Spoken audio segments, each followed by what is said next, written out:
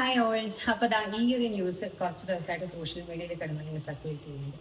അപ്പോൾ അതിൻ്റെ comment box കാണുമ്പോൾ എനിക്ക് മനസ്സിലാകുന്ന കാര്യമാണ്, ബൈസെക്ഷുവാലിറ്റിയെ പറ്റി ഇപ്പോഴും ഒരു വലിയ വിഭാഗം ആളുകൾക്ക് ഒരു ധാരണയില്ല എന്നുള്ളതാണ്.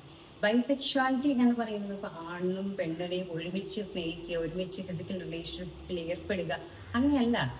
ബൈസെക്ഷൽ പേഴ്സൺ എന്ന് പറയാൻ നേരത്ത് അതിൻ്റെ അർത്ഥം person who can be attracted either to a girl or boy, അങ്ങനെയാണ്. അല്ലാതെ രണ്ടും ഒരുമിച്ച് കൊണ്ടുപോവുക അങ്ങനെ ഒരു അർത്ഥം അതിൻ്റെ അകത്ത് ഇല്ല എന്നുള്ളതാണ്. സാധാരണ സിസ്ജെൻഡർ വ്യക്തികളുടെ റിലേഷൻഷിപ്പ് പോലെ തന്നെയാണ് ഇവിടെയും ബൈസെക്ഷൽ റിലേഷൻഷിപ്പും നടക്കുന്നത് എന്നുള്ളത് തന്നെയാണ്. അതായത് ഇപ്പോൾ ഒരു റിലേഷൻഷിപ്പിൽ ഒരു പെൺകുട്ടിയെ സംബന്ധിച്ചിടത്തോളം ഒരു ആൺകുട്ടിയായിരിക്കും റിലേഷൻഷിപ്പ് ഉണ്ടാവുക, അത് ബ്രേക്കപ്പ് ആയിട്ട് അടുത്ത ആൺകുട്ടി, അങ്ങനെ അങ്ങനെ ഒരു കാലഘട്ടങ്ങളുടെ വ്യത്യാസം അനുസരിച്ച് റിലേഷൻഷിപ്പ് മാറി മാറി വരും എന്നുള്ളതാണ് സ്വാഭാവികമായിട്ട് സംഭവിക്കുന്നത്. ഈ ഒരു സ്ഥാനത്ത് ഒരു ബൈസെക്ഷൽ ആയിട്ടുള്ള പെൺകുട്ടിയെ സംബന്ധിച്ചിടത്തോളം ആളുടെ relationship that can be A boy or A girl, അല്ലാതെ രണ്ടും കൂടി ഒരുമിച്ച് എന്നുള്ളതായിരുന്നു. ഒരു ഗേളുമായിട്ടായിരിക്കും ഡേറ്റ് ചെയ്യുന്നത്.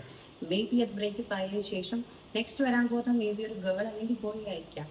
അങ്ങനെ ഇതിനർത്ഥമുള്ളൂ. അല്ലാതെ ഒരു പാർട്ട്ണറിന് ഇരിക്കുന്ന സമയത്ത് തന്നെ വേറെ ഫിസിക്കൽ റിലേഷൻഷിപ്പിൽ അല്ലെങ്കിൽ കമ്മിറ്റ്മെന്റിലോട്ടൊക്കെ പോവുക എന്നുള്ള അർത്ഥമില്ല. ആക്ച്വലി അങ്ങനെ പോകുന്നത് സത്യം പറഞ്ഞാൽ ഈ കമന്റ് സെക്ഷനിൽ കമന്റ് ഇടുന്ന സിസ്റ്റന്റ് വ്യക്തികളാണ് ഏറ്റവും കൂടുതൽ. ഇപ്പോൾ ഒരു പാർട്ട്ണറിനെ വെച്ചിട്ട് ഡെലിബറേറ്റ്ലി വേറൊരു റിലേഷൻഷിപ്പിലേക്ക്, അത് ഇല്ലെജിറ്റിമേറ്റ് ആണെങ്കിൽ പോലും വേറൊരു റിലേഷൻഷിപ്പിലേക്കൊക്കെ പോകുന്നത്. അതായത് നിങ്ങൾ സംസാരിക്കുന്ന നോർമൽ എന്ന് വിളിക്കുന്ന ആൾക്കാരാണ് ഏറ്റവും കൂടുതൽ അങ്ങനെ പോകുന്നത്, അല്ലാതെ ക്യൂർ ആയിട്ടുള്ള ആളുകളല്ല എന്നുള്ളത്. പിന്നെ ഈ കമന്റ് അടിക്കുന്ന ആൾക്കാരിങ്ങനെ കമന്റ് അടിച്ചിരിക്കത്തേ ഉള്ളൂ.